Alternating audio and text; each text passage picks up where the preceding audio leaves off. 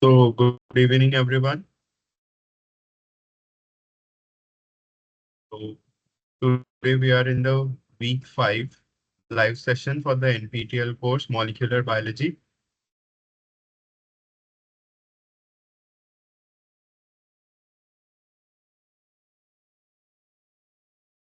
I will wait for 2 minutes, 2 to 3 minutes, and then I will start today's session.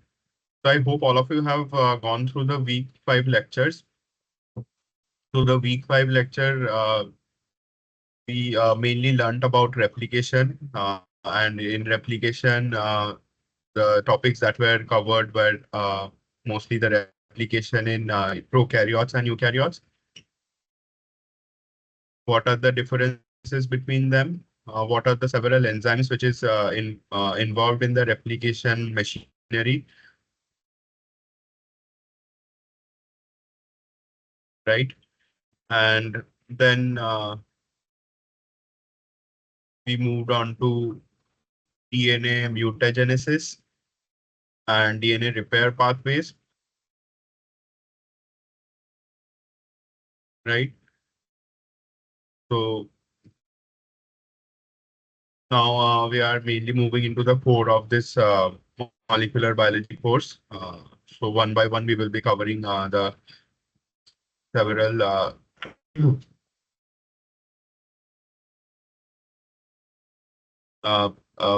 replication, transcription, and translation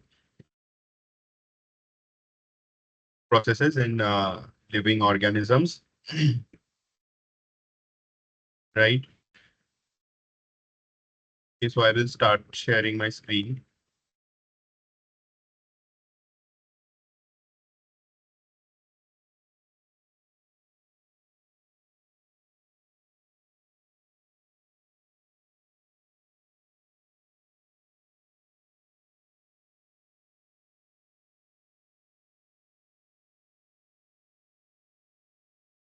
Okay, yeah, so I hope my screen is visible and I'm audible. Welcome to this week 5 molecular biology course. So in today's session, we will deal with specific with a few important concepts that were covered in week 5. And so I am Akash Jyoti Pathak. I'm a PMRF TA for this NPTEL course, Molecular Biology. This course is being run by Professor Vishal Trivedi of IIT Guwahati. And so let's start with today's session. So yes, we will cover a few, touch upon a few important concepts, and also we will solve a few sample questions. Uh, these questions will help you in understanding the topics better, and it will also help you in revise all the concepts and solving the weekly assignments of this course, right? Okay. Uh, so let's have a quick recap of what we learned in week 5. What all did we? What were the various topics we covered in week 5? Our first, we started with Messelson style experiment. Now, in Messelson style experiment, this topic I will not deal in this session because this topic was covered in great detail in the last week. So we understood and also we solved a few sample questions related to this Messerson style experiment and how this experiment was proved that DNA is the genetic material, not DNA is the genetic material, how it proved that the replication of DNA is semi-conservative and not disruptive or conservative, as was hypothesized before Messerson and Stell came up and showed through their experiment that the mode of replication in all living organisms is semi-conservative in nature. And by semi-conservative, we mean that the the two polynucleotide strands, these two strands separate during replication, and each strand act as a template for the synthesis of a new daughter strand, right? Or a new DNA strand, right? Uh, so yeah, so this was what they had. shown through their experiment. And now, once this was shown in the couple of decades, several other experiments were done, series of experiments, and how these two strands separate, what are the various molecules which are involved in copying or making a new strand of DNA from the template strand, how the different enzymes coordinate with each other to carry on this process. So these all were this all we will discuss in today's session, right? So yeah, DNA replication. So other than this, we learned about DNA replication and so specifically the DNA replication in prokaryotes and in eukaryotes, right? So what are the various enzymes, the DNA polymerases involved that are present in prokaryotes? What are the polymerases that are present in eukaryotes? And there are several enzymes which are involved in this replication process. So what are those enzymes? So all these we will um, we will discuss one by one, right?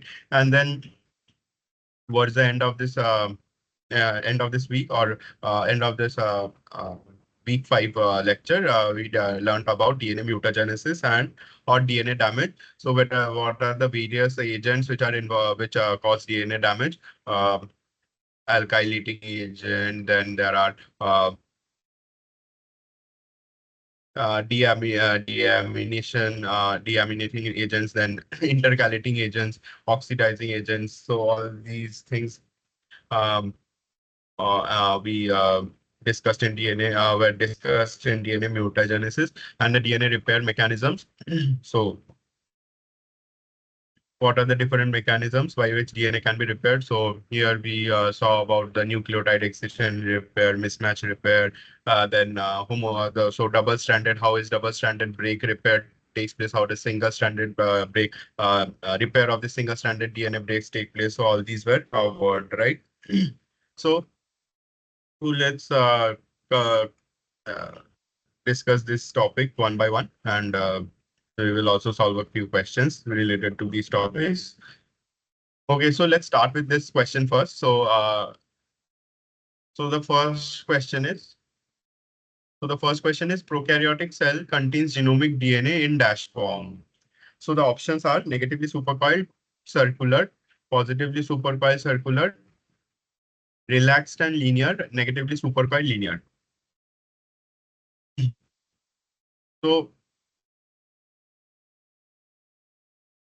So we have been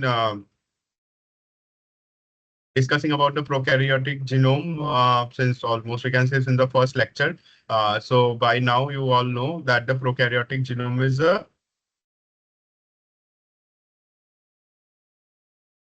prokaryotic genome or a E. coli genome is circular, right? It is circular, double-stranded, covalently close. It is circular DNA, right? It is circular DNA. Prokaryotic genome is circular. So you can eliminate the option number C and D. Okay, so we know that prokaryotic genome is circular, so it will be either negatively supercoiled or positively supercoiled, and yeah, and as we have seen that eukaryotic genome is linear. So option we can easily you can eliminate the option number C and D. Now negatively supercoiled or positively supercoiled. So the answer is negatively supercoiled circular DNA. This was covered this was directly in your lecture slides. So I have taken this slide from the lectures. So so as you can see here, this is a prokaryotic genomic genetic material.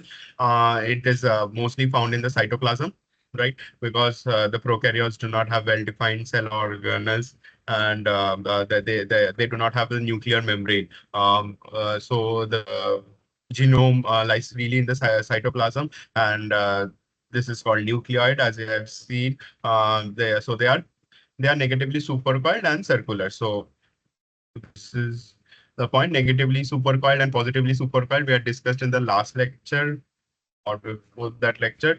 So it is also the genetic material is negatively supercoiled. So this is a fact-based question. You have to know this that it is negatively supercoiled. Not only prokaryotic genetic material, even the eukaryotic genetic material is negatively supercoiled and it is linear. Okay.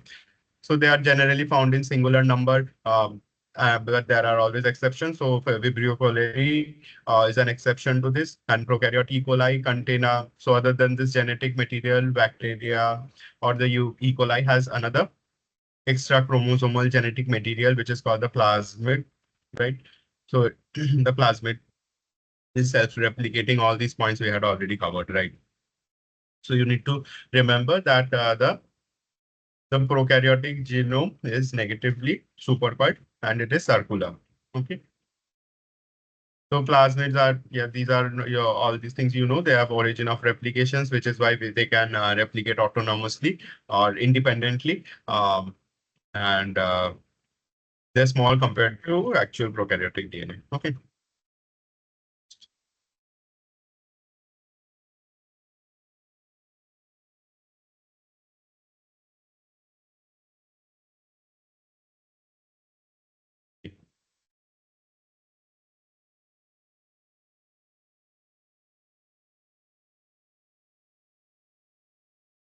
Okay. So now, let's learn about this replication initiation because there are a few questions in your assignments and uh, there is some important concepts you need to understand related to this topic. So the replication initiation, this is in E. coli cell or in prokaryotes. Specifically, we will first see how the replication is initiated in a prokaryotic DNA or in the DNA of an E. coli. So the replication will start at specific site, right? It will not start anywhere in the genome. There are specific regions, and at these regions, the replication or the replication machinery or the different enzymes which are involved in this replications, they will come and bind to this region of the DNA and they will start the replication process. So there are specific sites at which the DNA will unwind and initiate replication. So this region at which the DNA will unwind or the protein which is involved in unbinding the DNA will bind and cause the unbinding of the DNA. This region is called the origin of replication. So this we have already seen. We already know this concept. So the region where this DNA unbinding and initiation takes place is called the origin of replication. And one important thing to note in replication initiation is that the E. coli has only one origin of replication. So if you see the genome of an E. coli, you will see that there is only a specific region in the entire genome where the replication will be initiated. So this region is called the ORIC site, or the site ORIC site is the origin of replication or the region where the replication will start. Okay. While eukaryotes have multiple origin of replication, so why is this so? Why why do eukaryotes need multiple origin of replication? This is because the answer is simple that E. coli has a shorter or the length of the genome of a E. coli is short compared to that of a eukaryotic genome. So a single origin of replication is sufficient to replicate the entire DNA, while eukaryotes need multiple ORIC or origin of replicate multiple sites of where multiple origins of replication so that the entire genome can be replicated, right? Okay, so what is replicon? Replicon is the segment of DNA. It is that segment of DNA will uh, which undergoes replication in simple terms. So all the DNA replicated from a particular origin of replication is called the replicon. Okay. So the replication of this DNA in eukaryotes, it takes place around 1 hour. Okay. So what happens at this ODC site? So at this site, what happens is that there are initiator proteins. So these initiator proteins are known as, these are also called DNA A. DNA proteins. So these initiator proteins specifically recognize the ODC and activates the initiation of replication. So the initiator protein is only sequence specific DNA binding protein involved in replication initiation. So there will be multiple, we will encounter multiple proteins which are involved in this replication process. So among all these proteins, this initiator protein is the only protein which is sequence dependent. This initiator protein will recognize a specific sequence at which it will bind and it will unbind, or and it will bind and start the replication process. Okay, so that is why here it is written that initiator protein is the only sequence-specific DNA binding protein involved in replication initiation. Now, OD site is AT rich. Why is it AT rich? Because as we know that the AT is there is only two hydrogen bonds between the A and adenine and thymine residues, while there are three hydrogen bonds between the guanine and cytosine bases nucleotide bases. So it is easier. It is easier to break two hydrogen bonds rather than breaking three hydrogen bonds. That is why this initiate or this ODC site is AT rich, or it is a sequence which is rich in rich in AT regions. Okay. Or AT nucleotides. So the OD site in E. coli is called the ODC site. So this OD site, it has so this complete, you can see in this figure over here. So this complete region, this is called the ODC site. So this ODC site has three 13-mer regions.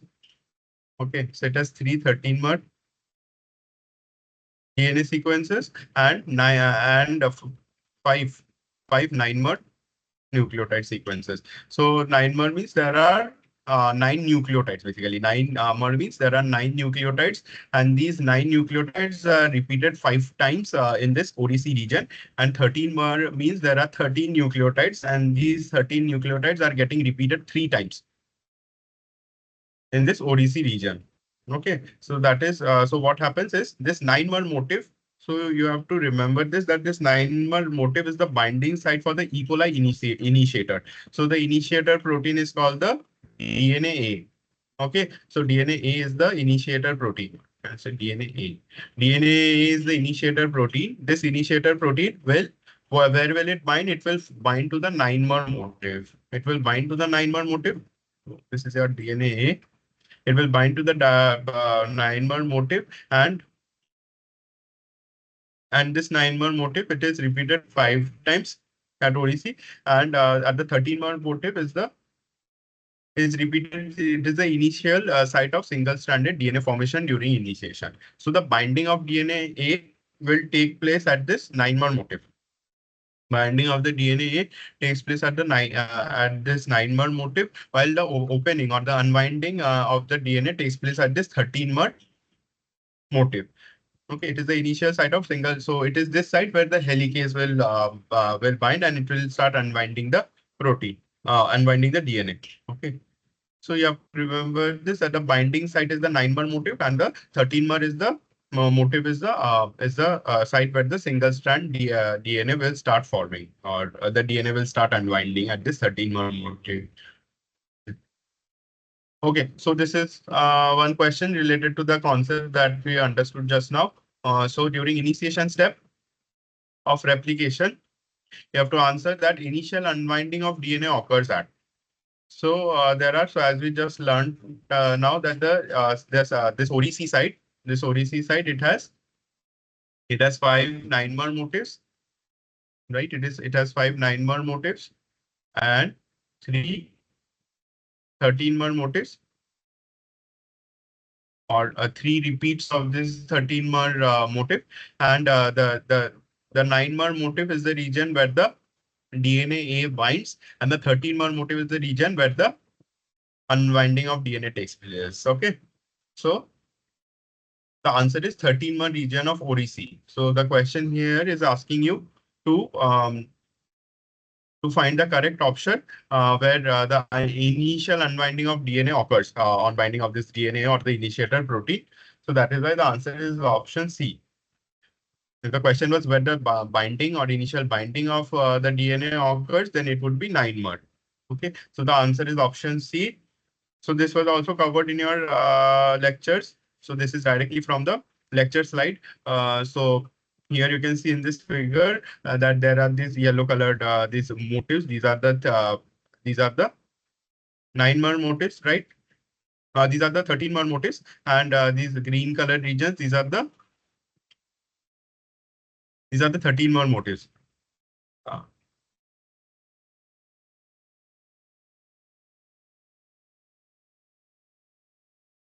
These are the 9-mer motifs. So if you see, if you count the number of bases here, so you can count this 1, 2, 3, 4, 5, 6, 7, 8, 9. So these are the 9-mer motifs. And here, if you count the number of nucleotides, you will see that there are 13 nucleotides. So these are repeated 3 times. And these 9-mer motifs, these are repeated 5 times. Okay. So that is shown in this figure, and so this is called this entire region. This entire region is called the ODC site. So it contains 2 short repeat motifs. There are 5 copies of 9 base pair sequences. So these are the 5 copies of 9 base pair sequences that are spread throughout the ODC. This is also called the DOR site, and it serves as the DNA binding site of DNA A, or the initiator protein, right? And there are 3 copies of the 13 base pair. This 13 base pair is 80 rich. If you see here, these are 80 rich regions, 80 rich repeats where the DNA starts unbinding. The DNA unbinding will take place at the 13-mer 80 rich repeat regions. So upon binding of DNA A at the 9-mer range, the 13-mer range starts melting. So the DNA A will bind at the 9-mer motif region, right? And on binding of the DNA A to this 9-mer motif causes the melting of the DNA at the 13-mer range. And this ODC contains 11 copies of 5' GATC 3' repeats methylated on adenine on both strands. So we will look into this concept in that upcoming slide. In 1 or 2 slides, we will see this. So only complete methylation can lead to initiation of replication. Hemimethylated origins can't help initiate the replication until it is fully restored. Okay, so we will see this last 2 points in the upcoming slide. So don't need to worry. So now you just understand these 3 points. The ODC site, it has 9-mer, it has 5 9-mer motifs, or it has 9-mer motifs which get repeated 5 times, and it has 13-mer motifs which get repeated 3 times. And the DNA binding will take place at the 9-mer motif DNA, or the initiator protein. DNA initiator protein will bind at the 9-mer motif, while the unbinding will take place at the 13-mer motifs. Okay. Okay. Now, how is the DNA replication in E. coli cells regulated? So this is one of the figures I have took from the book J.D. Watson, Molecular Biology of G. So why do you need to regulate the DNA replication? So it has to be ensured that the DNA gets copied only once, or there are so you have to ensure that from one template strand you get another daughter strand. So one DNA molecule will result in, after replication, will form 2 DNA molecules, right? So you have to, so that has to be ensured that from one DNA molecule we get 2 copies of DNA molecules. It should not happen that there are multiple say regions of the DNA are getting replicated thrice or 4 times or 5 times. So there has to be a regulation in the number of times the DNA is getting replicated. And how is this regulated? So this regulation takes place with this enzyme DAM methyltransferase. So what happens is, in E. coli cells, there is an enzyme called DAM methyltransferase, which adds the methyl group to the A within every GATC sequence. So just now, as we were discussing, Here also, as it was mentioned in this, so this ODC contains 11 copies of this 5' GATC, and these are these regions, this 11 copies of 5' GATC. So specifically at these sequences, GATC sequences, at this adenine nucleotide, what happens is this DAM methyl transferase. This is an enzyme which adds a methyl group onto the adenine nucleotide. So you see here in this figure, so these GATC sequences have been I mean, you can see they have been marked by a red colored hexagon ring. So this is indicating that these are the methyl residues, right? These are the methyl residues which have been um, uh, uh, which have been transferred by this DAM methyl transferase on the adenine nucleotide. Right. So here you can see. So this is my parental strand, or this is the DNA which is to be replicated. So in the no, unreplicated or the parental, before replication, as we can see that both these 5' to 3' and 3' to 5' strands, both these strands are having these GATC sequences, and in both these both these adenine nucleotides, both are methylated, right? You see here, both these strands have GATC sequences, and in these GATC sequences, the adenine nucleotides are methylated. Okay. Now, what happens when replication will take place? We will see that these strands will separate. So, when these strands separate, these parental strands will have the methyl residues.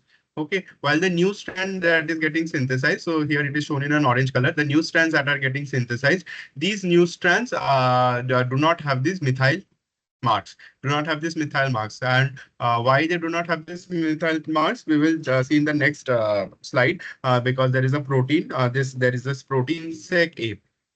SEC-A. So this protein, what it does, it binds to this GATC sequences. It binds to this specifically to the GATC sequence, and it does not allow the DAM methyl transferase to transfer a methyl group onto this adenine nucleotide. So what happens is my parental strands have the methyl residues, while the new strand that has been synthesized that do not carry these methyl marks.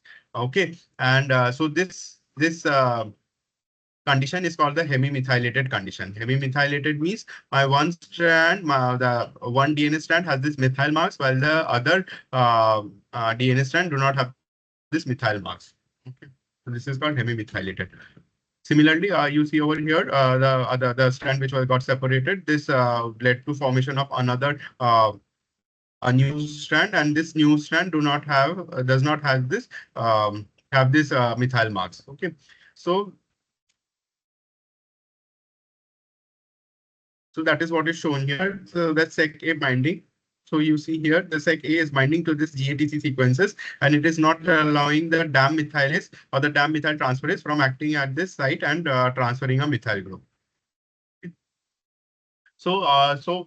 This ensures that, so what will happen is it will not allow the methyl. So it is once this SEC-A is binding to these regions, it will also not allow this initiator protein. It will not allow the initiator protein from binding to these regions, and hence my replication or a second replication will not be initiated. Okay. So it is acting as a signal, or it is acting as a mark that that this DNA molecule has been synthesized, wherein my parental strand has this methyl marks, while my daughter strand or the new strand does not have this methyl mark. So this is a signal that, yeah, this is newly synthesized. And also when this SEC-A binds, it does not allow the initiator protein to bind to this ODC site and start another replication. So that is what it is been written over here. So in E. coli, so this DAM methyl transferase adds a methyl group to the adenine within every GATC sequence. So it adds a methyl group to the adenine within every GATC sequence. The genome is fully methylated at the GATC sequence. So this is the genome. So before replication, my genome, both these strands, um, both the strands of this DNA are methylated at the GATC sequences, and recently replicated strand will be, while the recently replicated sites will be methylated on only one strand. So this is the recently replicated strand. So this recently replicated strand, what we can see, only the parental strand on the parental strand has this methyl mark. So this is called the, this is referred to as the hemimethylated state. So the hemimethylated state of the newly replicated ODC DNA is detected by a protein called SEC-A. So SEC-A is a protein which detects, which will specifically, it will not bind to these regions. It will not bind to the genome which has in which both these DNA strands are methylated. It will specifically bind to the genome wherein one DNA strand is methylated while the newly replicated DNA strand is non-methylated. Okay, so this SEC binds tightly to the GATC sequence only when it is hemimethylated. You understand this point, right? So this you have to understand this concept. So this SEC will only bind to the GATC sequence when it is hemimethylated. So you see over here in this figure also it has been shown very nicely that it is only binding to those DNA sequences which are hemimethylated. And this SEC reduces the rate at which the bound GATC sites are methylated. So this is not this is preventing the DAM methylase from transferring this methyl group onto the adenine nucleotides, and it also prevents DNA from binding to ODC and initiating a new round of replication. Okay, so this is how the DNA replication is regulated, or this by this process, the replication or the third or fourth replication is not initiated unless the entire genome is completely replicated, right? So before the complete replication of the genome, it will ensure that a second or a third replication does not start before the entire genome, before my entire genome is replicated. So during initiation step of replication, DNA A protein bind at. So thus now we understood this concept, right? So try to answer this question now. So during initiation step of replication, the DNA A protein bind at the hemimethylated ODC region, methylated ODC region, methylated GC-rich region, non-methylated ODC region. So in this question, I've been asked about the DNA A protein, where this DNA A protein, which is the initiator protein in E. coli cell, where this initiator protein will bind. Okay. So take your time and try to answer this question.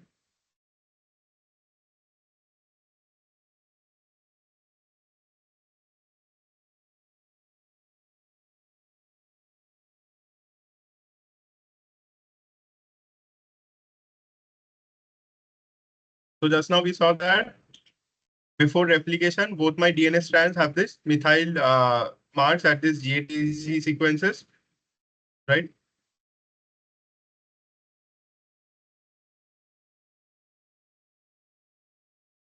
So this is called the methylated ODC region, where both my DNA strands, or 5' to 3' DNA strand and 3' to 5' DNA strand, both will have the methyl marks at this adenine nucleotides in the GATC sequence, right?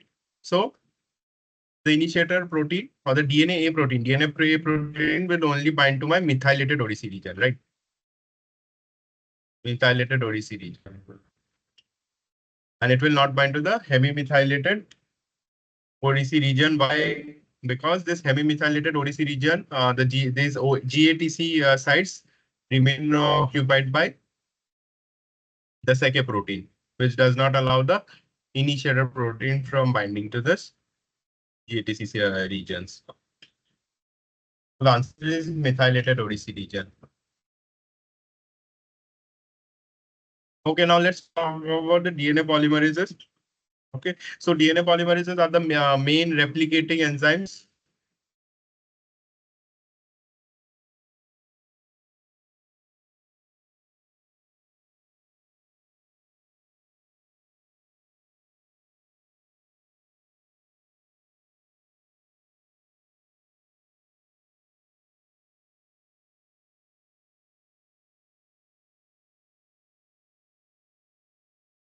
So DNA polymerases are the main enzymes which are involved in DNA replication. So these are the main enzymes which are involved in DNA replication. So So what is DNA replication? We saw when we were discussing about central dogma, DNA replication means for, from one DNA molecule, we are getting two copies of DNA molecule, or the copying of the genomic material is called replication, by which my DNA molecule is copied. These are the main enzyme DNA polymerases, and E. coli has at least 5 DNA polymerases. Okay.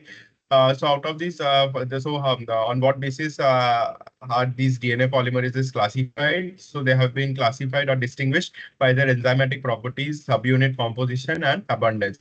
So out of these, these DNA polymerases in E. coli, they have been named as DNA polymerase 1, DNA pol 1, DNA pol 2, pol 3, pol 4, pol 5. Okay. Pol 3, pol 4, and pol 5. So out of these five enzymes, 5 DNA polymerases, these are the three polymerases which are involved in this DNA replication process. Others are involved in either DNA repair or mainly they're involved in DNA repair. Okay, so now among these 1, 2, and 3, the main DNA polymerase which is involved in DNA replication is the polymerase 3. DNA polymerase 3, it is the primary enzyme involved in the replication of chromosome. In your lecture number 2, you will find a very beautiful table wherein the function of these polymerases have been enlisted. And so you can go through that table. It is very informative, and there are very important points that you need to understand and remember about these DNA polymerases. Uh, so this DNA polymerase 3, it is the main enzyme, and DNA polymerase 1 is specialized for the removal of RNA primers that are used to initiate the DNA synthesis. Now, when we were discussing about the direction of DNA replication in the last lecture or in the last tutorial session, I had covered about the leading strand and lagging strand, and why the leading for the synthesis of the leading strand, only one RNA primer is required, and why for the synthesis of the lagging strand, there are multiple RNA primers required. So we had covered that, and so I won't go into the detail in today's session. Uh, so.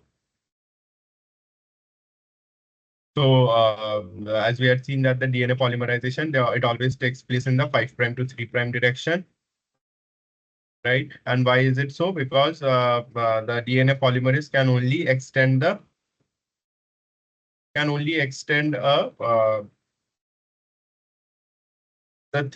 or the free or the it can only extend the new DNA strand. It cannot form a new strand. So that is why there is an enzyme primase. This primase adds RNA primer.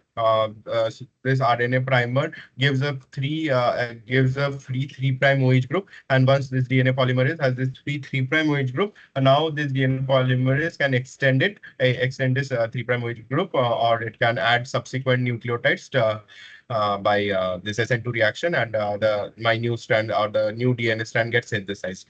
Okay, so this what so the removal of these RNA primers. Now, the new so what will happen? So is this there will be RNA primers at the starting of each of a new DNA strand, and as in the lagging strand, there will be multiple RNA primers, and you would not want RNA sequences in between your DNA sequences, right? So it has to be ensured that these RNA primers get removed, and which is that enzyme, which is the polymerase, which is involved in removal of these RNA primers, that is DNA polymerase 1. And why does DNA polymerase 1 have this ability to remove the RNA primers? Because it has one activity which is called the 5' to 3' exonuclease activity. So this 5' to 3' exonuclease activity allows. So for example, this is my RNA primer, and then my new DNA strand is getting synthesized by this DNA polymerase 3. So when this RNA primer has to be removed, the DNA polymerase 1 comes, and this DNA polymerase 1, what it does, it by the help of this 5' to 3' exonuclease activity, it digests this RNA primer, Okay, it digests this RNA primer by this 5' to 3' exonuclease activity. And then for this the DNA polymerase one not only has this 5' to 3' exonuclease activity, it also has the 5' to 3' polymerase activity. So with the help of the 5' to 3' polymerase activity and 5' to 3' exonuclease activity, it can digest this RNA primer, as well as what it can do is it can synthesize the complementary DNA sequence. Uh, with reference to the parental strand. Okay, because of the 5' to 3' polymerase activity. So this polymerase one has all the three functions. Basically, it has 5' to 3' exonuclease activity. It has 5' to 3' polymerase activity, and it also has this 3' to 5' exonuclease activity. So the 3' to 5' exonuclease activity is involved in proofreading, while this 5' to 3' exonuclease activity is involved in primer removal. So DNA polymerase one has all the three enzymatic activity. It is specialized for that. So you have to remember this point, that DNA polymerase one is specialized for removal of RNA primers that are used to initiate DNA synthesis. Okay, so DNA polymerase one has 5' exonuclease that allows DNA polymerase one to remove RNA or DNA immediately upstream of the site of DNA synthesis. So DNA polymerase 1 is not highly processive. It adds only 20 to 100 nucleotides per binding unit. DNA polymerase 3 is highly processive in comparison to DNA polymerase 3. DNA polymerase 1 is not highly processive, and the high processivity is not required for DNA polymerase 1, because DNA polymerase 3 has DNA polymerase 3 to perform that function. But DNA polymerase 1, the main function of DNA polymerase 1 is to remove the RNA primer, which is present at the starting of the new DNA strand. And after removing these short RNA primers that are removed, it has to be ensured that these are gets replaced by DNA by the DNA by the new DNA nucleotide. So this gets digested, and it is replaced by a DNA sequence. Okay, so that is why high processivity is not required. So these properties are ideal for RNA primer removal and DNA synthesis across the resulting single-stranded DNA graft. Yeah, the remaining DNA polymerases in E. coli are specialized for DNA repair. So you can go. I'm not going into too much detail. It has been covered in great detail in your lectures. You can go into the functions about this DNA pol 1, pol 2, pol 3, about the Kornberg enzyme, and pol 1 is called the Kornberg enzyme, and then there is clinoenzyme, and what are the functions of clinoenzyme. You can go through that table. It has been explained very nicely. So now try to answer this question. During replication process, the function of primer removal and gap filling is performed by. Okay. I'll give you 1 or 2 minutes to answer this question.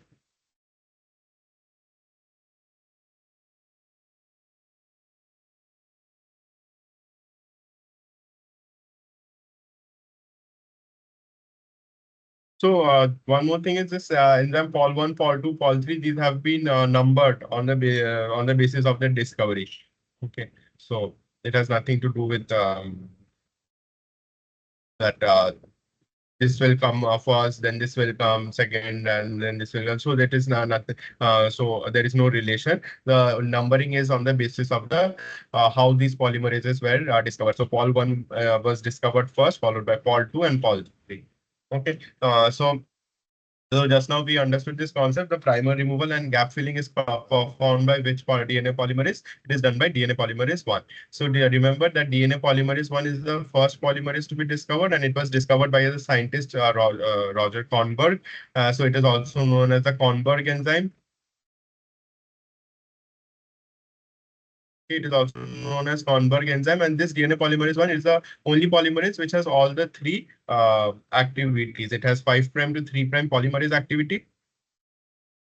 Okay, because of the 5' to 3' polymerase activity, it can synthesize short DNA sequences, or it can synthesize short DNA regions after removal of the RNA primer. So once the RNA primer is removed at these gaps, it is due to by the 5' to 3' polymerase activity, it can synthesize the new DNA. See, a new DNA region. Okay, and then there are then it also has this 3' to 5' polymerase activity. So this 3' to 5' polymerase activity allows the DNA polymerase 1 to proofreading. Helps in proofreading.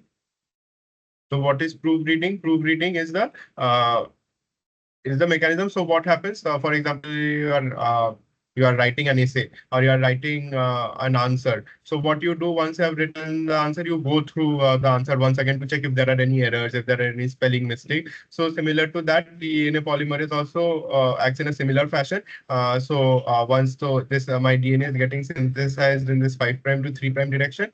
So what happens after a while? This DNA polymerase will stop. It will go back and it will check if there are any errors which have been created during the replication process. Okay. And then if there are any errors, it will rectify those errors. So that is the 3' to 5'. So this is 3' to 5' exonuclease, not polymerase. 3' to 5' exonuclease activity. So if there are any errors, that new exonuclease means what? It will chop off this region and it will synthesize the or it will add add the right nucleotide complementary to the parental strand. And then it also has the 3' to 5', 5' to 3' exonuclease activity. So the 5' to 3' exonuclease activity allows the DNA polymerase to remove the RNA primers. Okay. Removal of RNA primers. Okay. So remember that the RNA primer can be removed because of the 5' to 3' exonuclease activity of the DNA polymerase.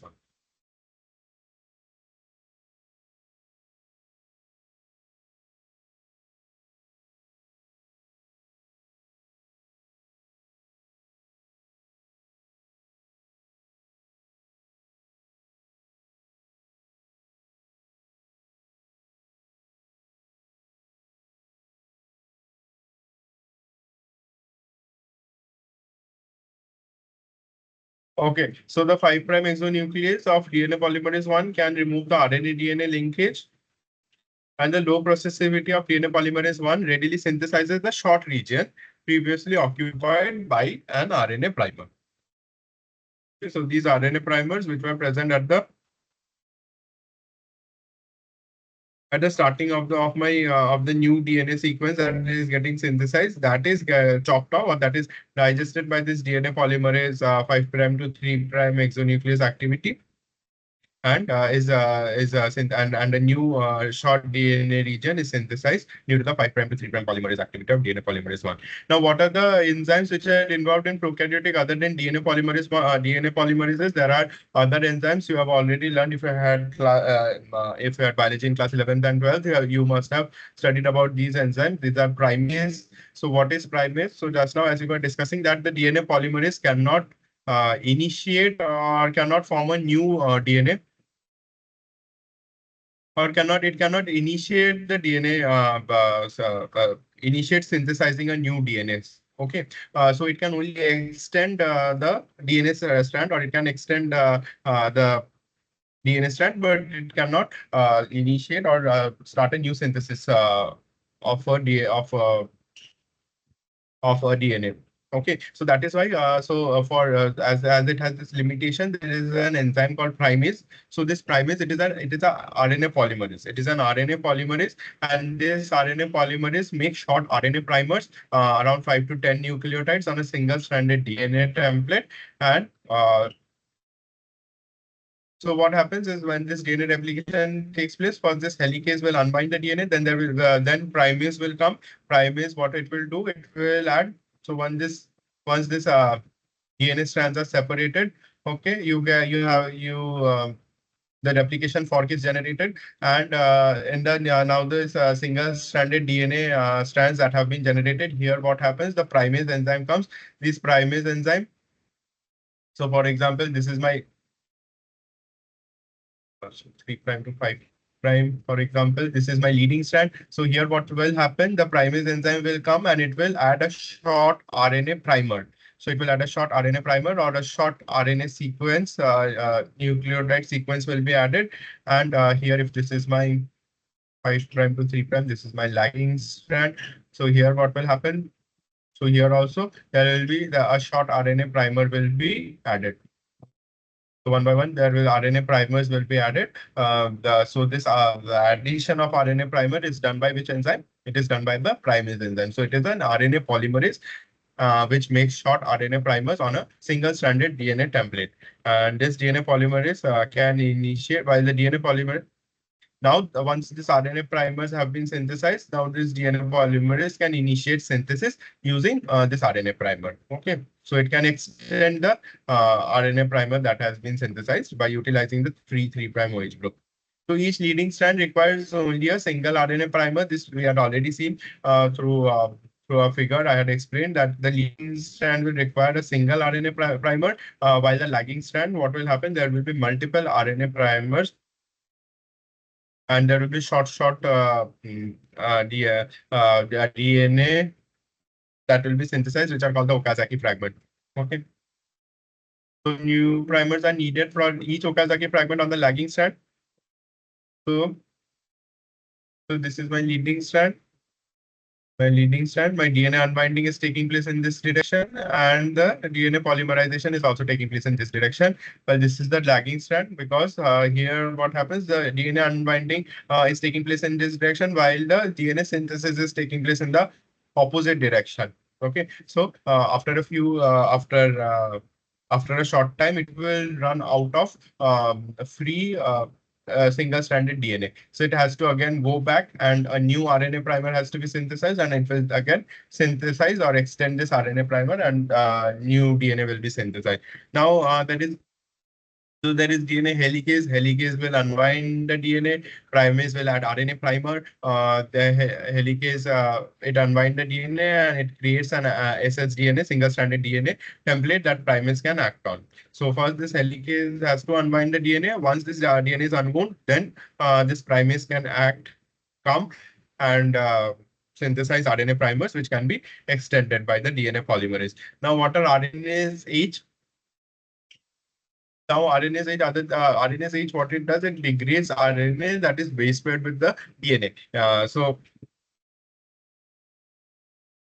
So it recognizes and removes each RNA primer. So these RNA primers are also removed by these RNase H. Other than the DNA polymerase one, there is this RNase H. So the regions which have the hybrid DNA RNA region. So so this is a DNA, my parental DNA, and here there is an RNA molecule. So this is called DNA RNA hybrid. So it specifically acts at this DNA RNA hybrid, and it cleaves or it degrades this RNA primer. Okay, and then there is DNA helicase. So this just now we saw it catalyze the separation of the two strands of DNA. It is a hexameric protein and it uses ATPases. Okay, so the ATPase will be required because for breaking the hydrogen bonds, ATP will be required. So these proteins have ATPases. So the ATP is hydrolyzed and the energy that is released is used for breaking the hydrogen bonds and unwinding the DNA. Now the DNA once this DNA is unwound, there will be free single-stranded DNA. Now once the single-stranded DNA is generated, these single-stranded DNA will try to come together, right? And these are free because they are complementary to each other. So this free single-stranded DNA, they will try to form again. They will again try to form a hydrogen bond. Now to prevent or to stabilize this single-stranded DNA, there are single-stranded binding proteins. So there are proteins which are called the single-stranded binding proteins, and what this single-stranded binding protein does is it coats the DNA strand or the single-stranded DNA so that a hydrogen bond is not formed again, right? So it stabilizes the single-stranded DNA. So that is why it is called single-stranded DNA binding protein, because these proteins are binding to the single-stranded DNA. So it rapidly binds to the separated strands and keep them free of base pairing. Okay. So now there are topoisomerase. So what happens is you can consider a rope. Now, if you open a rope from the middle, what will happen? There will be positive supercoils, or there will be supercoils generated ahead of the of the open region, right? So to so now what will happen? So if this supercoil keeps on getting added, okay, if you continuously keep on adding this supercoil, then a lot of tension will be produced, and because of this tension, it can lead to double-stranded break in the DNA. So to prevent this double-stranded break, there are the topoisomerases. So topoisomerases, they are also called DNA gyrase. In case of E. coli, they are called DNA gyrase.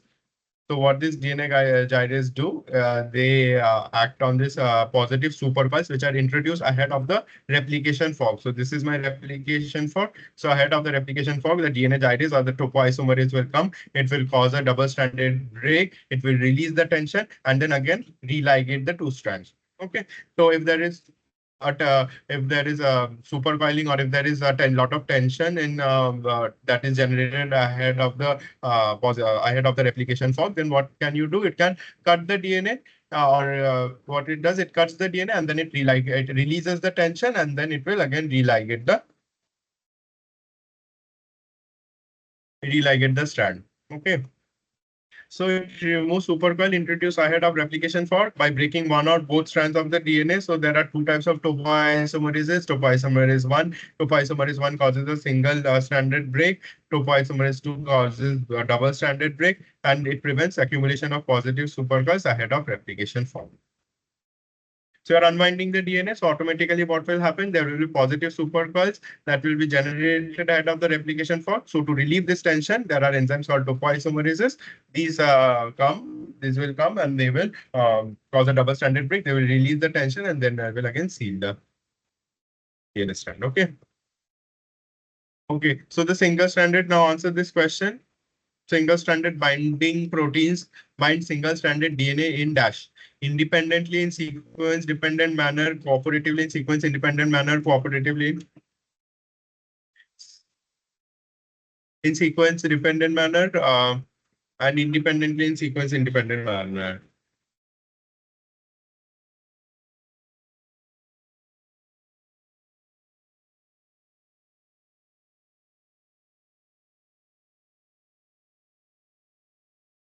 So just now we explained that.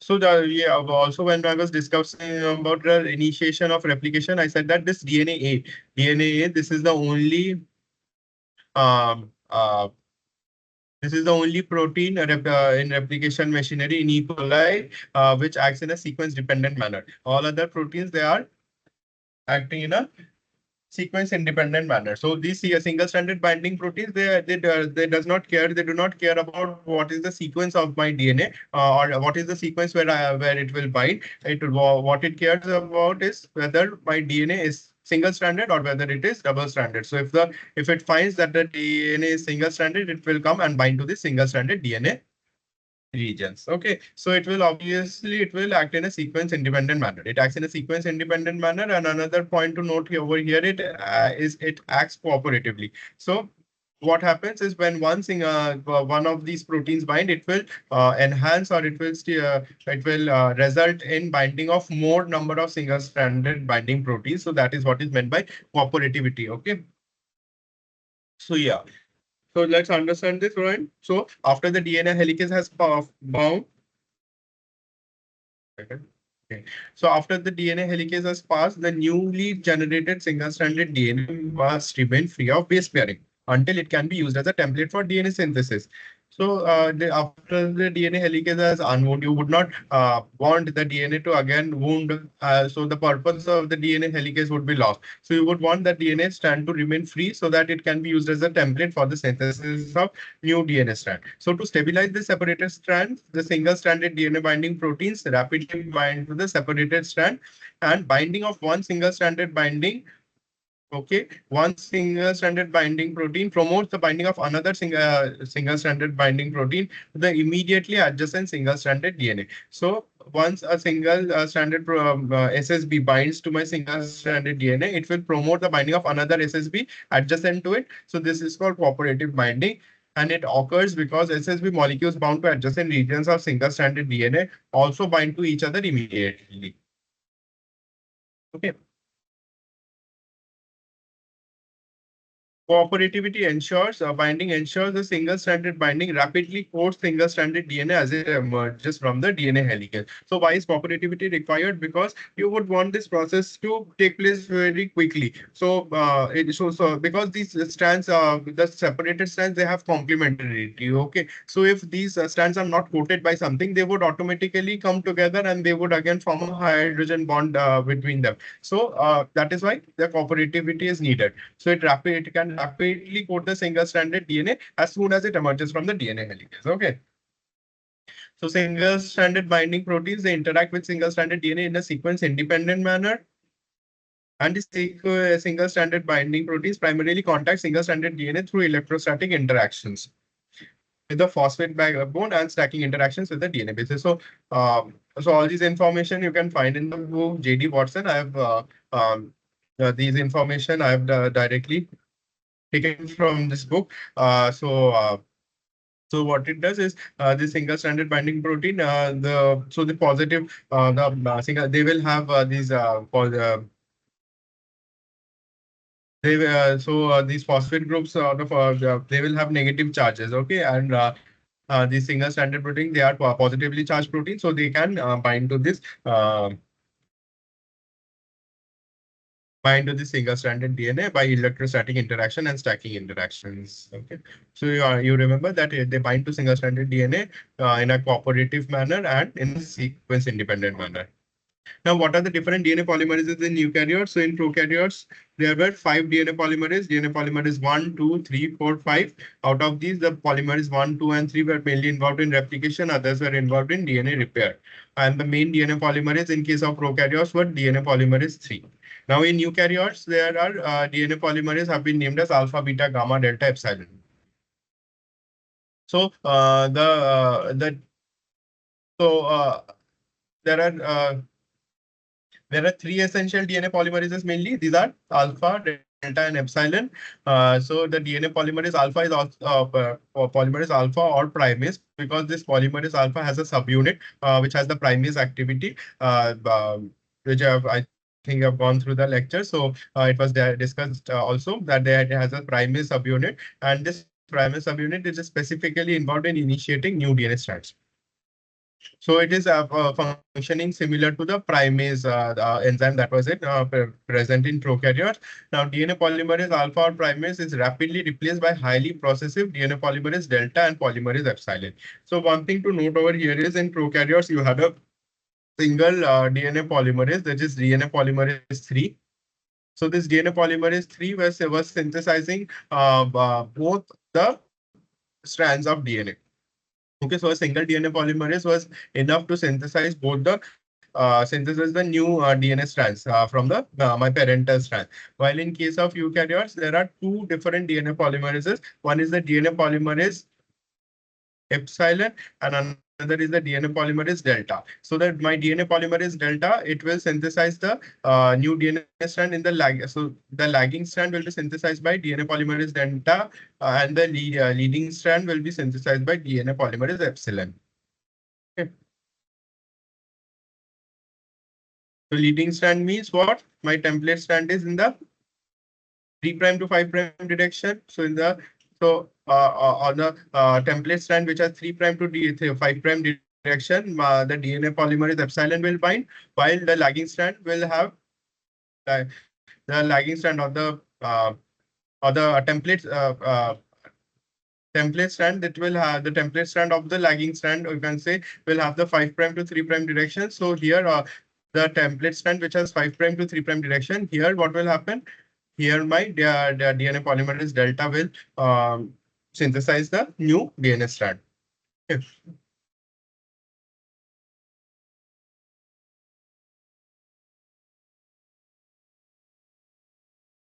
Okay.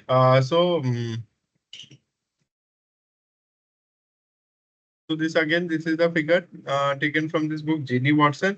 So here what has been shown that for first of all, what happens when the DNA is unbound? First, DNA polymerase alpha, the primase subunit of this DNA polymerase alpha, it will synthesize the DNA primer. It will synthesize the DNA primer, and now once this, sorry, DNA primer, not DNA primer, RNA primer. So RNA primer is synthesized by the primase, and then this DNA synthesis will be done by the so DNA polymerase, it will not only synthesize RNA primer, it will also it will also add a short DNA strand as well. Now then what happens? There is switching, polymerase switching. So what happens in polymerase switching? This DNA polymerase alpha. DNA polymerase alpha is switched by DNA polymerase delta or epsilon because they are more highly processive. They are more processive. They have more processivity than this DNA polymerase alpha. So this DNA polymerase delta will come and it will synthesize the lagging strand, and the epsilon will come and it will synthesize the leading strand. Okay, so the DNA polymerase delta and epsilon are specialized to synthesize different strands, and the replication for the DNA polymerase epsilon synthesize the leading strand, and the DNA polymerase delta synthesizes the lagging strand.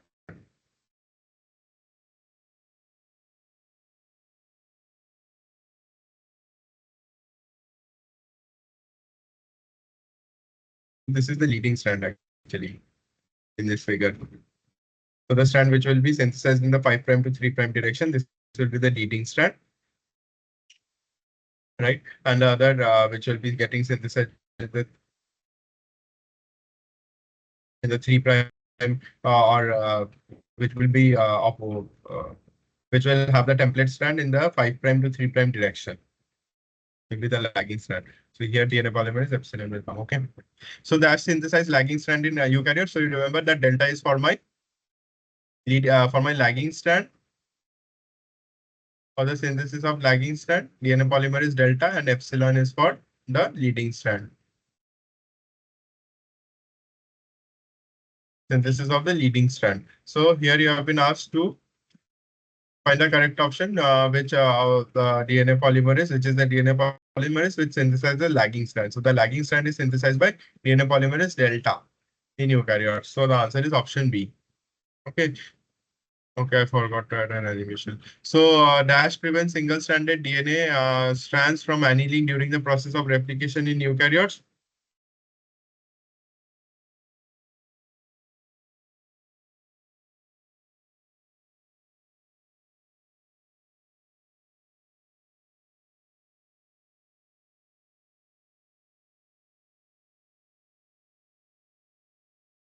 Okay. So in case of prokaryotes, you had this SSB proteins, or called the single-stranded binding proteins, which stabilizes the single-stranded DNA and prevented them from base pairing. Okay. Base pairing again. So in case of the eukaryotes, an analogous protein is the RFA, or the replication factor A. So this replication factor A, you can consider that this is analogous to the single-stranded binding proteins in prokaryotes. So what it does, it prevents single-stranded DNA strands from annealing during the process of replication in eukaryotes. So this is directly from the lecture side. So this is RFA is also called as replication factor A, of the replicating protein A. So it plays a significant role in stabilizing the single-stranded. So it has the same function as the single-stranded binding protein. So it will prevent the single-stranded regions from forming secondary structures and protect them from degradation, allowing other enzymes and factors to perform their functions accurately. So these single-stranded DNA or single-stranded RNA, they are of in the cell of the cytoplasm. There are different exonucleases. So it has to be ensured that these single-stranded DNA that has been generated does not get degraded. So to prevent the degradation, there are this replication protein A. Okay. Replication protein A or replication factor A, which will bind at the single-stranded DNA and prevent it from religating or annealing during the process of replication. That is option D. Now, complete removal of primer after DNA strand synthesis require action of what? So, so this is with reference to eukaryotes. Okay. So in eukaryotes, it's basically asking about eukaryotes. So in eukaryotes, the complete removal of primer after DNA strand synthesis. So after DNA strand has been synthesized, there will be RNA primers. There will be RNA primers that will be present at the starting of the DNA strand of the new DNA strand. So how are these RNA primers removed? So just now we learned about how these RNA primers are removed. So by this DNA polymerase one in prokaryotes. So DNA polymer in prokaryotes there are DNA polymerases one, and other than DNA polymerase one there is another enzyme called RNase H. So with the help of these two enzymes, DNA polymerase one and RNase H, these two enzymes will act and help in the removal of RNA primers. Okay, because this DNA polymerase one has a 5 prime to 3 prime exonuclease activity.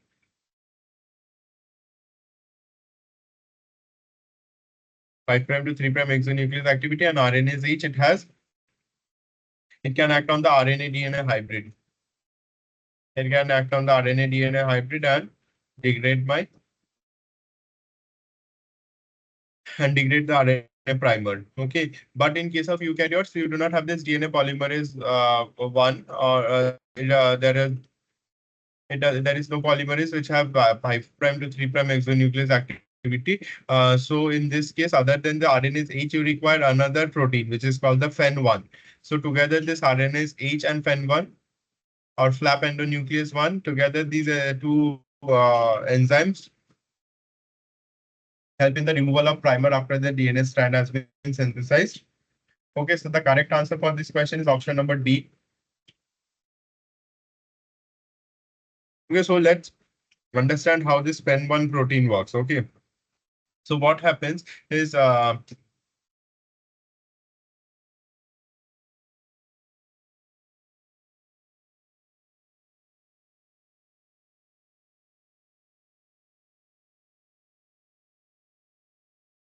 look at this figure. If you look at this figure, you will see that this is my template strand in the 3 prime to 5 prime direction, and the new strand is getting synthesized in the 5 prime to 3 prime direction. Now, the new DNA strand that has been synthesized at the starting of this or at the start of this new DNA strand, there is an RNA primer, okay, which has been added by the primase enzyme. Now, what happens is this RNase H. What RNase H does, it will specifically recognize the DNA RNA hybrid regions, and it will bind to these regions, and it will digest. It will digest, or it will cleave out this RNA molecule.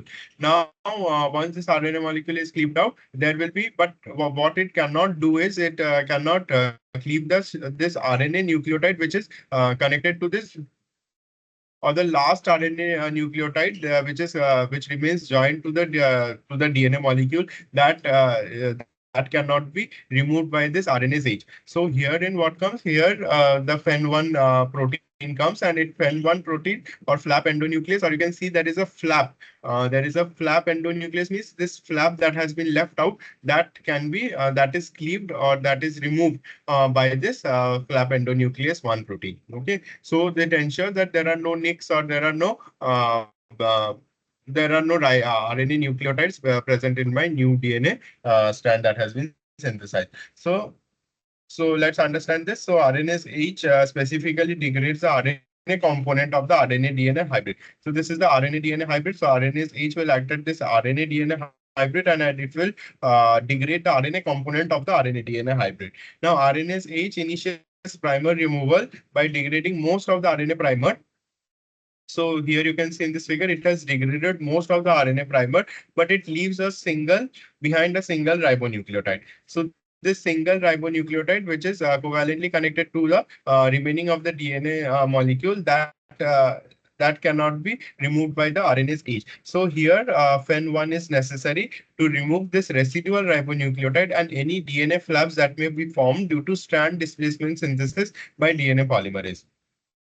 Okay, so FEN or flap endonuclease 1 removes the RNA primers from Okazaki fragments during lagging strand synthesis. So during the lagging strand synthesis, what happens? So once the RNA primers have been synthesized, now this DNA polymerase delta will come and it will start synthesizing the extending the these RNA primers. So this is called strand displacement synthesis. So this strand is displaced and the new and this the new DNA molecule starts to be synthesized. So so this ribonucleotide or this flap that has been generated, this flap is removed by the FEN1. Okay. FEN1 protein and specifically removes RNA primers from the Okazaki fragment during lagging strand synthesis. And the combined action of RNase H and FEN1, what does it ensure? It ensures that the RNA primers are completely and accurately removed, preventing mutations or genomic instability that could arise from incomplete primer removal.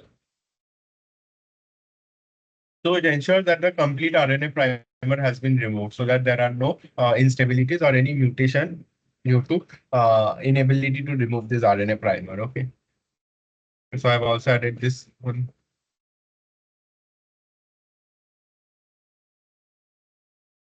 Okay, so the replication of mitochondria occurs with, so this was directly from the lecture side. So the replication of mitochondria, this is called the D model of replication, and another is also the how is the plasmid replicated, that is the rolling circle replication, and the D model replication. These are also covered in the lectures.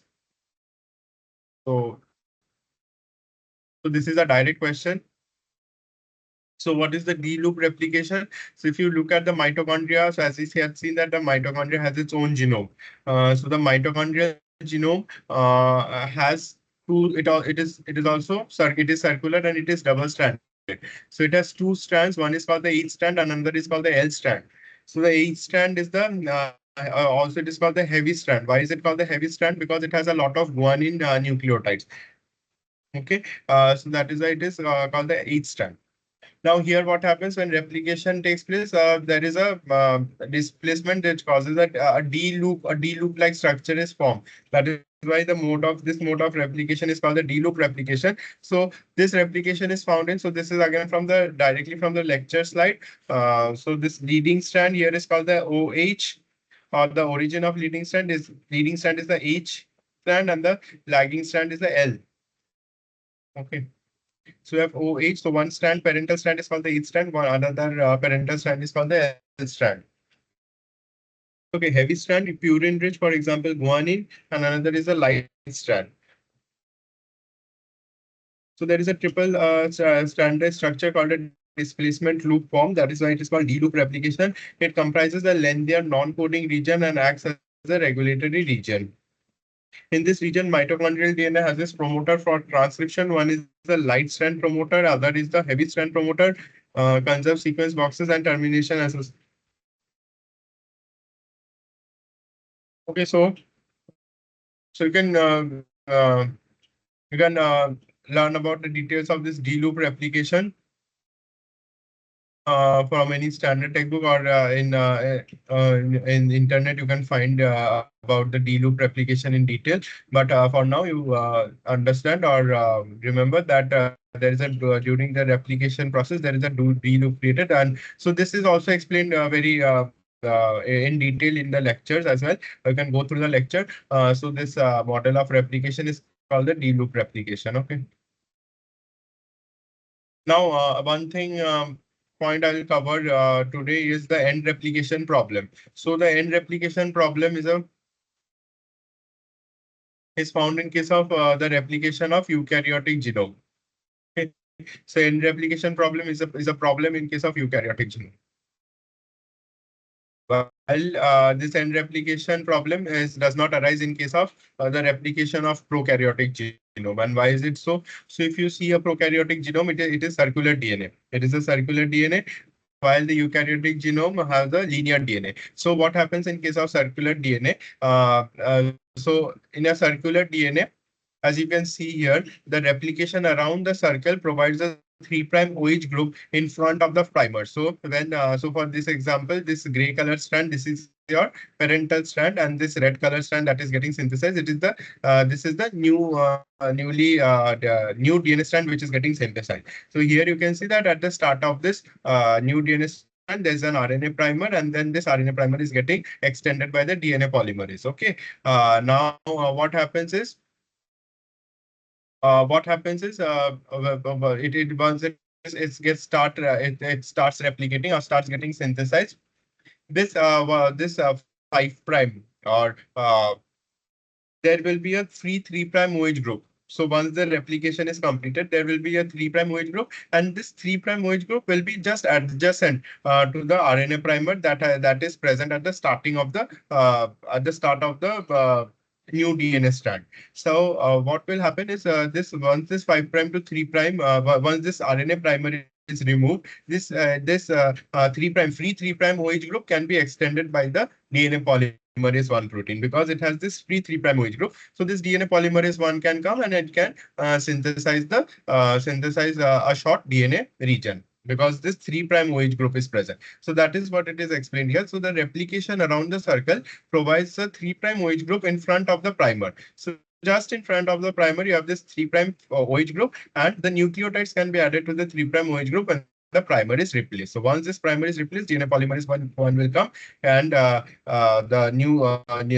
complementary nucleotide will be added, and the new DNA region will be synthesized. But in case of eukaryotes, you see here that it is linear. It has a linear DNA. So this figure has been taken from the book Genetics by Benjamin Pierce. So here you can see that there are multiple. First of all, they have multiple replicons. Okay, so these are the multiple replicons where individually my replication has been started, and so in the last RNA primer that has been synthesized, you see here that this RNA primer does not has a free 3' OH group. So since there is no free 3' OH group, so what will happen? So once this RNA primer is removed by the RNase H, there will be it will lead to the loss of a part of the DNA. So what has been shown here is, so first what is happening in linear DNA with multiple origins of replication, elongation of DNA in adjacent replicons provide a 3' OH group for replacement of each primer. So of DNA in adjacent replicons. So adjacent replicons, there is no problem. So these adjacent replicons, they have this the free 3' OH group which can be extended by DNA polymerase, and they can be ligated. But the primers that are present at the end of the chromosome. So this is the end of the chromosome. So at the end of the chromosome, these primers cannot be replaced because there is no adjacent 3' OH.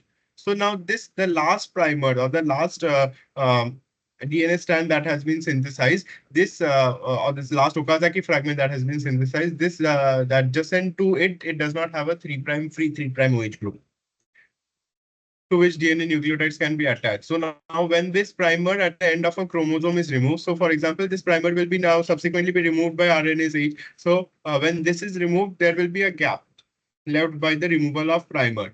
Now this gap will remain, right? Why will it remain? Because DNA polymerase cannot initiate or cannot initiate a new DNA strand, right? So this gap will be left, and it can lead to, because now this template DNA is free, so now any exonuclease come and it will lead to this strand will get cleaved. Okay, so what will happen? So this is the end replication problem in eukaryotes, is that my DNA will get shortened with each round of replication. It should happen like this, because the last RNA primer, this gap that has been left, this cannot be. There is no 3' free 3' OH group, so there will be no new strand that can be synthesized, and ultimately a portion of the DNA will get lost. So but this does not happen. Okay, so this this is what is called the end replication problem, and how is it ensured that this the my last region of this DNA is not cut off. We will learn in the next slide. Okay. So what will happen? So ultimately, with if this would happen, then with each round of replication, there will be lesser and lesser, and my chromosome will get shortened and shortened. And in meiosis, what would happen? So after one generation, if the genome is to be transferred to another progeny, then there will be a shortened or less genetic information would reach the progeny. Okay. If a shortened genome would reach. So, but this does not take place. So, what has been explained here? So, eukaryotic chromosomes are linear and have ends, unlike bacterial replication. So, linear chromosome will have ends, right? So, these are the ends. So, the end of the DNA, they are called telomeres. In linear chromosomes with multiple origin, the elongation of DNA in adjacent replicons also provide a 3' OH group preceding each primer. So, the problem is not of the adjacent replicons. There is no problem because it has a free 3' OH group, but the DNA strand which is present at the very end of a linear chromosome, the problem is at the end. So that at the end of a very linear chromosome, there is no adjacent stretch of replicated DNA. So there is no adjacent set of replicated DNA to provide this crucial 3' OH group. What is the conclusion? The conclusion is that in absence of special mechanisms, the DNA replication would leave gaps due to removal of primers at the end of chromosome. So there will be a gap which will be left due to the removal of the primer. Okay, I don't know. I have this added this question here. So dash polymerase have the lowest affinity for DNTP. So the answer for this question is DNA polymerase beta. You can look at the Km value of this alpha, beta, gamma, delta, epsilon. So you can see here that the Km value is highest for this DNA polymerase beta. Okay. And what is Km? You must have learned in enzyme kinetics that it is the substrate concentration at which the reaction velocity is half the maximum velocity. Okay. So if the Km is high, then it would indicate that the DNA polymerase has a low affinity. Okay, because it would require more substrate concentration. It would require more substrate concentration for catalyzing the reaction, right? More substrate concentration would be required. So that is why the lowest affinity is out of all these three. So this is directly from the site here table. There is a table. So in this table, you can see the scheme for the DNA polymerase beta is the highest, which would indicate that it has the lowest affinity for DNTPs. Okay. The answer is option C. Now, yeah, so what we were discussing, so how is this end replication problem solved? So there is this telomerase enzyme. So what is telomerase enzyme? So this telomerase enzyme is actually it is actually a reverse transcriptase, similar to reverse transcriptase. Why? Because it has this DNA dependent or RNA dependent DNA polymerase. Okay, so it has this RNA segment, and using this RNA segment, the DNA is synthesized. So the ends of the chromosomes are called telomeres, and they possess several copies of short repeated sequences. So so if you look at the telomere is the end region of the chromosome is called the telomere. Okay, so these telomere have multiple repetitive sequences. And how are these repeated sequences generated? This is generated because of the telomerase enzyme. So the single-stranded protruding end of the telomere can be extended by telomerase, an enzyme with both a protein and an RNA component. So this telomerase enzyme has both a protein component and an RNA component. And so you see here, this is the RNA component of the telomerase enzyme. So the RNA part of the enzyme contains 15 to 22 nucleotides. So if you count it, there are around 15 to 22 nucleotides, and these are complementary to the sequence on the telomeric end. So you see over here that this sequence is complementary to the sequence which is present on the telomeric end, and usually from 14 to 16 nucleotides are added to the 3' end of the telomere. So using this template, what happens? Using the template sequence of the telomere, a new this complementary DNA sequence is generated. Okay.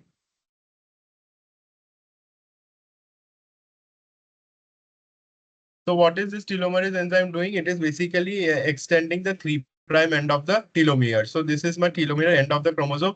So this is the 3 prime end of the telomere. So this 3 prime end of the telomere is getting is extended by this telomerase. So once this 3 prime end is extended, now DNA polymerase can act, right? DNA polymerase can come and it can synthesize this.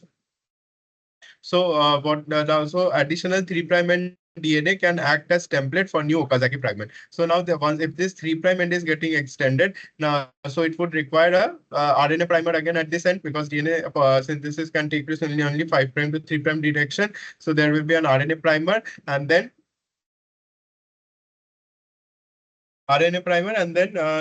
then this sequence can be extended by this DNA polymerase. Okay, so you see here the end region of my DNA is not getting lost, while this end region is getting extended by this telomerase. And then once this telomerase has extended the 3 prime end, the new Okazaki fragment can come, and it can synthesize a complementary DNA strand, right? So what happens in this way, the telomerase can extend the 3 prime end of the chromosome without the use of a complementary DNA template. Okay, so it does not require a complementary DNA template. Why? Because it already has this RNA sequence, and complementary to this RNA sequence, using this RNA sequence, a complementary DNA sequence is created, and this is how the 3 prime end gets extended. Okay, and by this method, it again gets this is repeated. So translocation, DNA synthesis, and then again this 3 prime end will be again extended. So in this way, the end of the chromosomal end does not get lost. Okay. So end replication problem in eukaryotes is solved by telomerase, because ends of DNA contain. So just now we learned that the end of the DNA, which are called as telomeres. These telomeres have repetitive sequences. They have repetitive sequences. Okay. So the sequence which is present, that is around 15 to 22 nucleotides long. So in humans, the sequence is there in the slide. So there are repetitive sequences. So the end of the DNA contain repetitive sequences. Now these questions.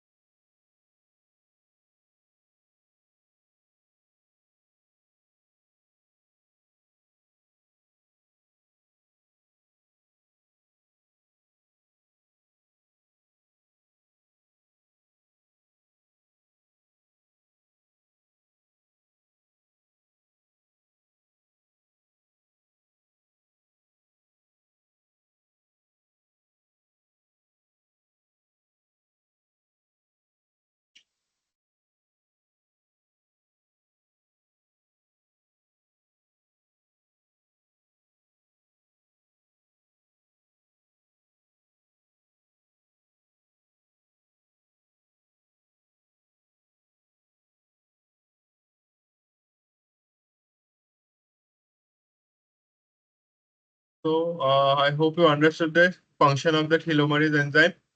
So these telomerase enzyme, they remain very active in our germ cells, so that to ensure that the chromosomal DNA does not get lost, and it can be passed on intact to the next generation. Okay. Okay. So dash involves in increasing the distance between two adjacent base pair. So these questions are from the DNA mutagenesis part. So you can go through the lectures again. So there are many agents. Which of these are deaminating agents, which are intercalating agents, which are oxidizing agents. So all these things you have to remember. There is nothing much to understand here.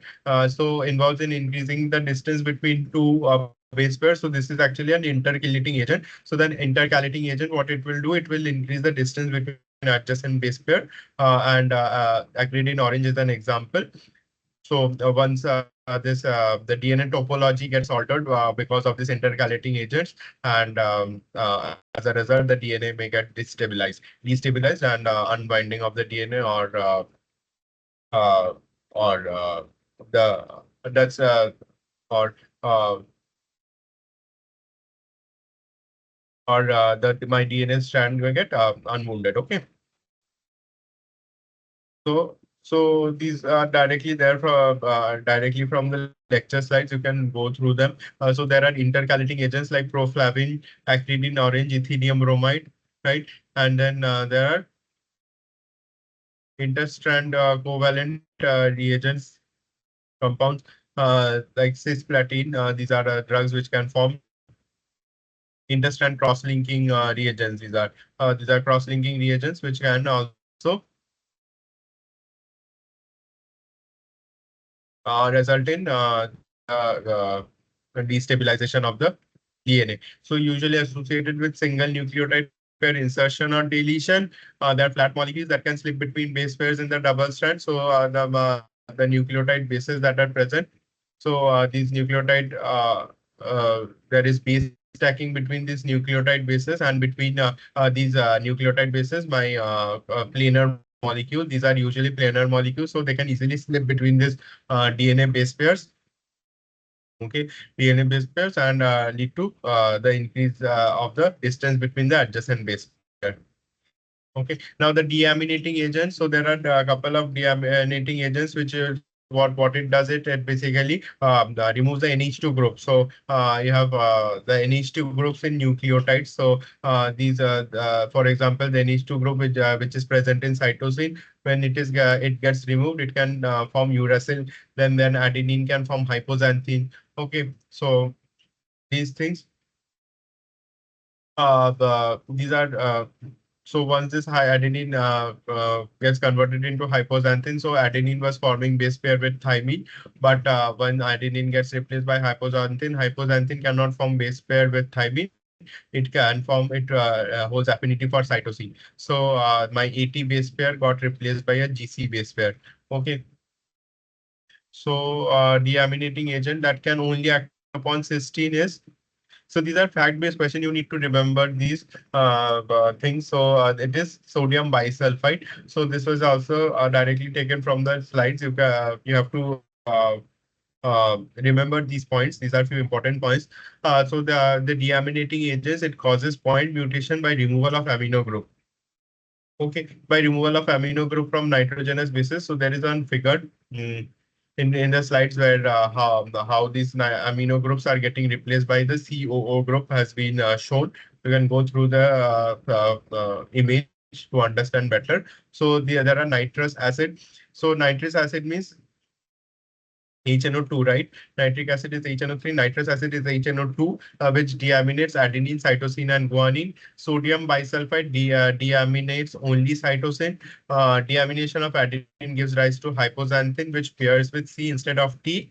Deamination of cytosine gives rise to uracil, which pairs with A instead of G. So the GC base pair so the cytosine, which was to form base pair with guanine. Now this cytosine is replaced by uracil. Now this uracil will be for forming a base pair with adenine, right? So GC to AT mutation. Okay. Now the number of RUVC proteins involved in homologous recombination. So this is a question from the homologous recombination part. Okay. So homologous recombination is a method of DNA repair, double-stranded DNA breaks, or repairing the double-stranded DNA breaks. So uh, this REC ABCD pathway, which was explained in case of prokaryotes. So there is another protein RUVC, which comes after RUVA, RUVB. So how is this protein involved in recombination? Is this bacteria. So this RUBC basically forms a dimer. Okay, so it forms a dimer. So this figure is from the book Watson. So it forms a dimer, and the major holiday junction. It is actually an endonuclease. So this so homologous recombination is basically what that when two homologous chromosomes they will align with each other, and the region the regions which are homologous, they will form, or that those regions will get swapped. Okay. So this protein RUVC is involved in this homologous recombination, and it recognizes the holiday junction in a complex with RUVA and RUVB, and specifically nicks two of the homologous DNA strands that have the same polarity. Okay, so this cleavage results in DNA ends that terminate with 5' phosphates and 3' OH groups that can be directly joined by DNA ligase, a dimer of RUBC. So you have to remember this, that a dimer of RUBC can bind a holiday junction and introduce symmetrical cleavages into the two identical strands. So once the cleavages are produced, then one strand can go and form base pair with the other strand, and the double-stranded break can be repaired. Okay, so this homologous recombination. This was I'm not going into the detail of how this homologous recombination was takes place. So you can go through the lecture; it has been explained. So just for this information, you have to understand that this RUVC protein forms a dimer, and by formation of the dimer, this is an endonuclease which will cause symmetrical cleavages and in the two identical strand, and join the and lead to the homologous recombination. Okay. So this was the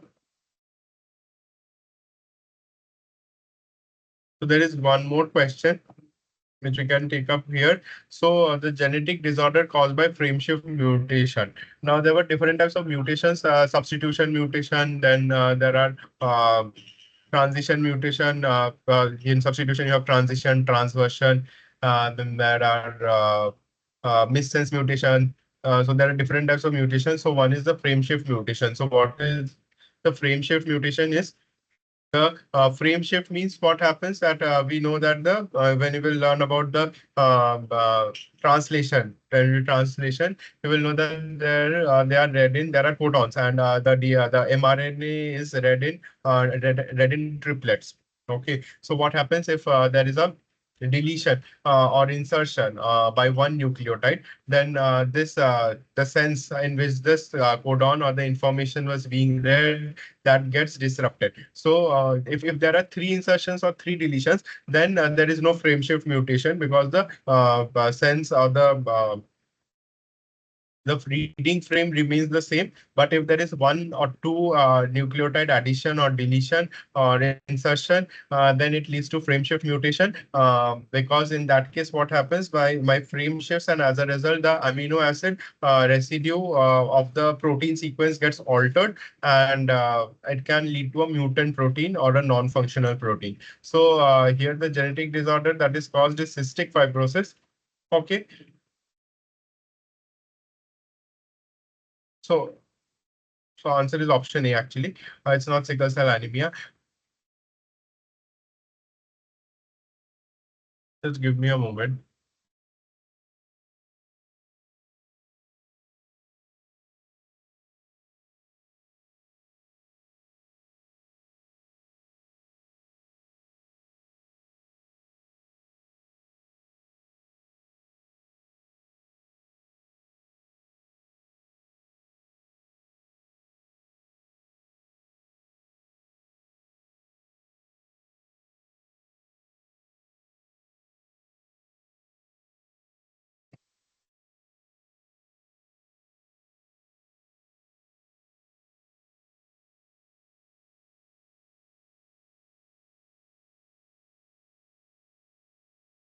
So what is frame shift mutation? So insertions and deletions within sequences that encode protein may lead to shift mutation. So you will understand this concept better when we talk about transcription and translation. So in translation, how the genetic code is read, and how the genetic code the genetic code which are in triplicates, and they are called genetic codons or triplets, and how these triplets code for or code for an amino acid. All these things when you will learn, then these things will become clear. But for now, you understand that in the insertions and deletions within the sequence leads to frame shift mutation, and the frame shift mutation, what it causes, it changes the reading frame of the gene. Okay, so now frame shift mutations usually alter all amino acids encoded by nucleotides following the mutation. So they generally have drastic effects on the phenotype. So what happens if the frame of the reading frame of the gene is altered, then the place where an insertion or a deletion has been created, not only that amino acid, all the subsequent amino acids that will be that this codon is coding for that, those all these codons get altered, and as a result an altered protein gets generated. So in cystic fibrosis, there is what happens, a protein which is called the CFTR, or the this is a transmembrane protein, which is a chloride involved in the chloride transport of the transport of the chloride ions with uh, across the cell membrane. So mutation in this CFTR gene have been identified in individuals with cystic fibrosis, and these mutations are a result of what, insertions or deletions of nucleotide. And because of these insertions, so a single insertion or deletion will, what it causes, it causes a shift in the reading frame and lead to the production of a truncated non-functional CFTR protein. Okay, so the answer for this is option A. So that was all for today's session. So I hope this session was helpful, and uh, we tried to cover all the important concepts of that were there in week 5. Rest that was there, you can again go through the lectures, and so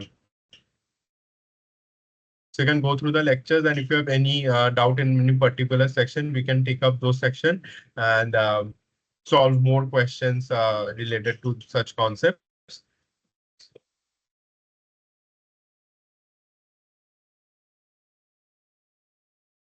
So that was all for today. So I'll see you again in the next week. Thank you for your patient listening. I'll leave now.